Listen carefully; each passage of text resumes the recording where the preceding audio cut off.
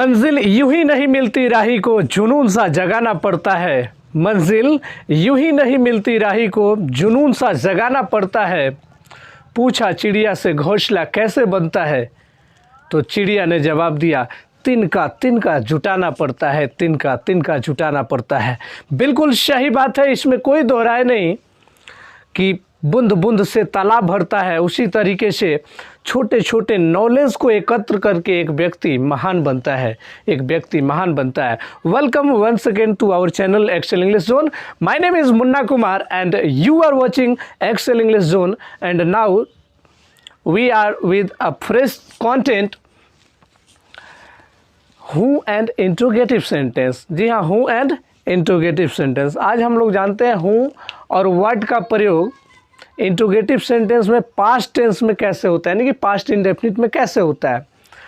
क्योंकि पिछला वीडियो जो पार्ट 1 मैंने बनाया था पास्ट इंडेफिनिट टेंस का, पास्ट इंडेफिनिट को ही सिंपल पास्ट टेंस बोलते हैं, तो उसका ये दूसरा पार्ट होगा।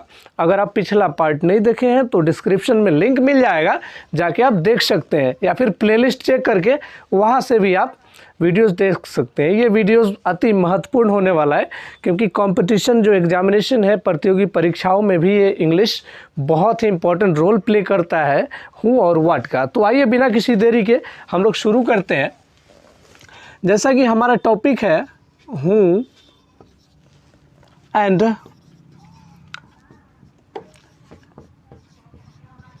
Interrogative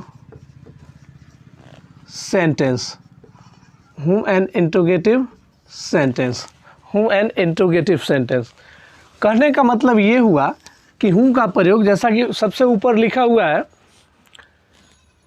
past indefinite tense. जी हाँ, पास्ट इंडेफिनिट टेंस का ही दूसरा नाम सिंपल पास्ट टेंस है। तो उसी में पास्ट इंडेफिनिट टेंस में ही हम लोग हूँ एंड इंट्रोगेटिव सेंटेंस, यानी कि हूँ का प्रयोग पास्ट इंडेफिनिट टेंस में कैसे करते हैं उसको हम लोग जानेंगे। जैसे में इसका कुछ स्ट्रक्चर देख लेते हैं, या फिर पहले हम लोग थोड़ा इसको परिभाषित कर लें, डिफाइन कर लें स्टार देकर। व्हेन यानी कि जब, when who is used, who is used in the form of subject in simple past tense, इन सिंपल पास्ट tense, then did is not used, did is not used। इसका मतलब सिंपल ये हुआ कि जब हूँ का प्रयोग सिंपल पास्ट टेंस में सब्जेक्ट के रूप में होता है तो डीड का प्रयोग नहीं किया जाता है। आप कहिएगा कि सर हूँ तो इंट्रोगेटिव ये वर्ड्स हैं, यानी कि इंट्रोगेटिव प्रोनाउन है, WH वर्ड्स हैं, तो इसके साथ फिर डीड का प्रयोग क्यों नहीं किया जा रहा है। तो आसान बात है, आप देखिए, क्योंकि हूँ का प्रयोग यहाँ सब्जेक्ट के रूप में हो रहा है, इसीलिए इसके साथ डीड का यूज़ नहीं करेंगे। आमतौर पे लोग गलती करते हैं। जैसा कि यहाँ पर स्ट्रक्चर हम लोग देख लेते हैं, हूँ plus verb two plus object plus complement अगर रहेगा तो कंप्लीमेंट। बहुत बच्चे को कंप्लीमेंट में कन्फ्यूज़न होता है। कंप्लीमेंट अभी तक अगर मेरा वीडियोस नहीं देखे हैं कंप्लीमेंट का, तो प्लेलिस्ट में जाइएगा, वहाँ पे इंटरमीडिएट का प्लेलिस्ट आपको दिखाई देगा, वहाँ से आप उस वीडियोस को वॉच कर सकते हैं। तो हूँ एंड इंट्रोगेटिव सेंटेंस में ये स्ट्रक्चर रहा। कुछ हम लोग एग्जाम्पलीफाई कर लेते हैं। एग्जाम्पल जैसे कहा जाए कि कौन गिरा या फिर कौन खेला। आमतौर पे ये खेल वाली बहुत प्रचलित है, कौन खेला, तो बिल्कुल कौन का स्पेलिंग हूँ। अब जैसा कि पिछले वीडियोस में मैंने बताया था कि WH क्वेश्चन जब भी होता है तो डीड लगता है, लेकिन हूँ का मैंने नहीं बताया था, क्योंकि हूँ के साथ हमेशा और हमेशा वर्ब टू ही लगाएंगे, डीड का प्रयोग नहीं करेंगे। हूँ प्लेड, क्या हो जाएगा, खेलना का स्पेलिंग प्ले या प्ले का दूसरा रूप प्लेड। उसके बाद में देखते हैं कौन मारा, हूँ किल्ड, हूँ किल्ड, कौन मारा। कौन आँख मारा, कौन आँख मारा। तो कौन का स्पेलिंग आपको पता है, हूँ आँख मारना का विंक, तो विंक का ये सेकेंड फॉर्म विंक्ड। तो ऐसे करके जब भी कौन वाली सेंटेंस आएगा पास्ट इंडेफिनिट टेंस में, तो आसानी के साथ हम वर्ब टू का ही यूज़ करेंगे, डिड का प्रयोग नहीं करेंगे। आगे हम लोग बढ़ते हैं, what and interrogative sentence. What and interrogative sentence, what and interrogative sentence, यानी कि व्हाट और इंट्रोगेटिव सेंटेंस, यानी कि व्हाट के साथ क्या इंट्रोगेटिव सेंटेंस का यूज़ होता है। अगर होता है, बिल्कुल होता है, क्योंकि व्हाट तो क्वेश्चन वर्ड है, तो ये मूर्खता वाली सवाल हो गई नहीं कि व्हाट का प्रयोग क्वेश्चन में होता है या नहीं, बिल्कुल होता है। लेकिन जब व्हाट का प्रयोग सब्जेक्ट के रूप में होगा तो उसके साथ डिड का प्रयोग नहीं होगा। जैसा कि यहाँ पे आप देख रहे होंगे, इसका डेफिनेशन लिख देते हैं, when what is used in the form of subject, then did is not used, तब did का प्रयोग नहीं होता है। यहाँ पे डी कैपिटल होगा, क्योंकि इन्वर्टेड कोमा की शुरुआत में जो लेटर लिखते हैं वो कैपिटल लिखते हैं, तो डिड का प्रयोग नहीं होता है जब भी व्हाट का प्रयोग सब्जेक्ट के रूप में करेंगे। जैसे में देखते हैं यहाँ पे, सबसे पहले स्ट्रक्चर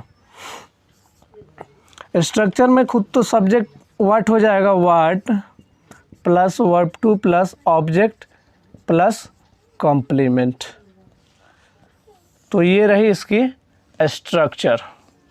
ये वर्ब टू है, ध्यान दीजिएगा यहाँ पर वर्ब टू लिखा हुआ है। तो कुछ एग्जाम्पल कर लेते हैं, जैसे में क्या गिरा, तो इसका ट्रांसलेशन होगा व्हाट, उसके बाद में गिरना का फॉल मतलब गिरना, दूसरा रूप व्हाट फेल, फॉल का दूसरा रूप फेल होता है, फॉल फेल फॉलन। उसके बाद में आगे हम लोग इधर और भी एग्जाम्पल इस साइड में देख लेते हैं। क्या गया, तो इसका ट्रांसलेशन हो जाएगा व्हाट, और जाना का तो गो होता है, उसका दूसरा रूप वेंट हो जाएगा। उसी प्रकार से और भी हो जाएगा, क्या चिल्लाया,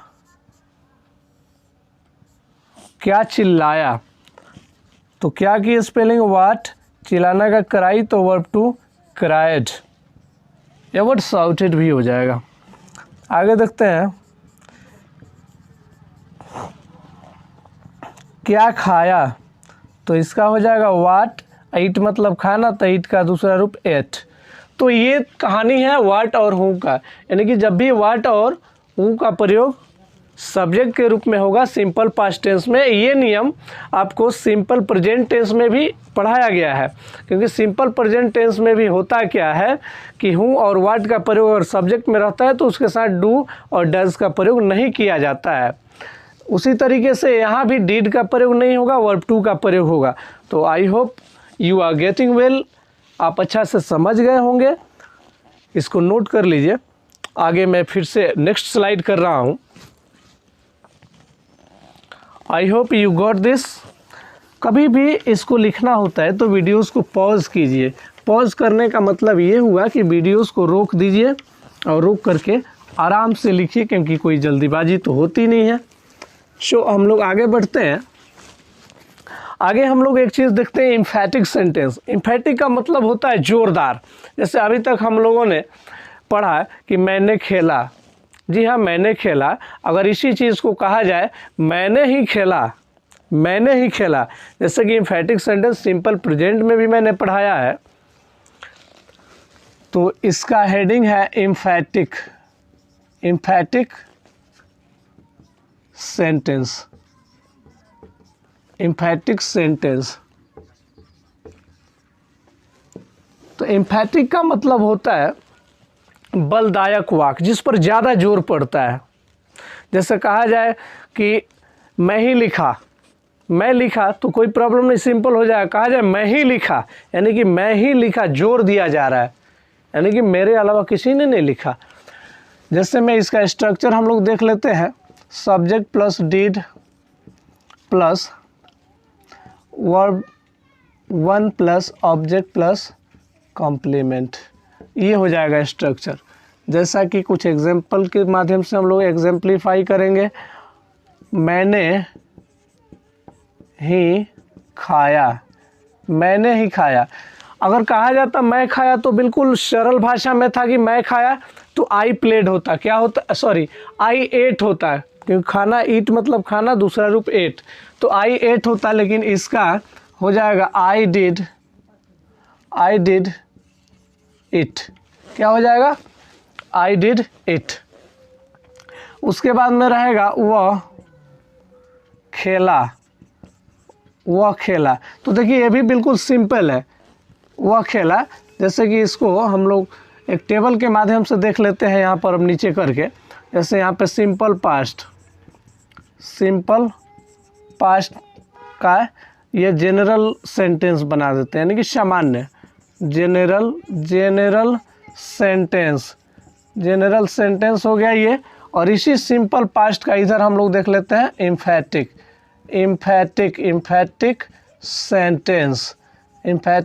सेंटेंस हो गया इसमें। तो यहाँ पर स्ट्रक्चर हो जाएगा, स्ट्रक्चर तो मैंने लिख दिया है, इसका थोड़ा सा हम लोग एग्जाम्पल देख लेते हैं दोनों का। तो एग्जाम्पल के लिए जैसे कहा जाए वह बाजार गई, तो वह बाजार गई सिंपल, बिल्कुल सिंपल है। ये जनरल सेंटेंस है, सामान्य सेंटेंस जो हम लोग आए दिन बोलते हैं वो है। तो वह हो जाएगा सी वेंट टू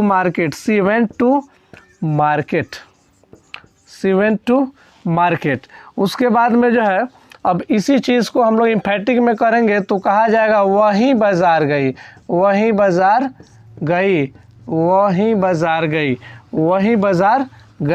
तो ये हो जाएगा she did go to market, MARKET। देखिए दोनों में कितना अंतर है। वह बाजार गई यानी कि वह पर बिल्कुल जोर नहीं दिया जा रहा है, यहाँ पर कहा जा रहा है वहीं बाजार गई। तो दोनों में अंतर है, एक में इसमें काफ़ी ताकत दिखाया जा रहा है, बल दिया जा रहा है, लेकिन इसमें बल नहीं दिया जा रहा है। और भी देख लेते हैं, राम ने खाया, तो एकदम सिंपल सेंटेंस है ये हो जाएगा राम और ईट का दूसरा रूप एट, राम ने खाया। और यही चीज़ रहेगा कि राम ही खाया, चाहे राम ही तो खाया। तो ये हो जाएगा राम डिड इट। देखिए कितना अंतर है इम्फैटिक में। तो ये एक छोटा सा वीडियोज़ आप लोग के लिए, एकदम ध्यान से इसको देखना है और नोट करना है। देखिए क्योंकि कहा गया है कि practice makes a man perfect. जो अभ्यास है एक मानव को या एक आदमी को क्या करता है, पूर्ण बनाता है। इसलिए थोड़ा थोड़ा पढ़ो, लेकिन रोज़ पढ़ो। ऐसे नहीं कि एक दिन पढ़ाई कर ली, 2 दिन फिर घुमाई कर ली, ऐसे पढ़ाई नहीं होती है। सो आज के वीडियो लेक्चर को मैं यहीं समाप्त करता हूँ। आगे फिर से मिलते हैं हम लोग नेक्स्ट पार्ट 3 में। तब तक के लिए बने रहें मेरे चैनल के साथ। जय हिंद, जय भारत।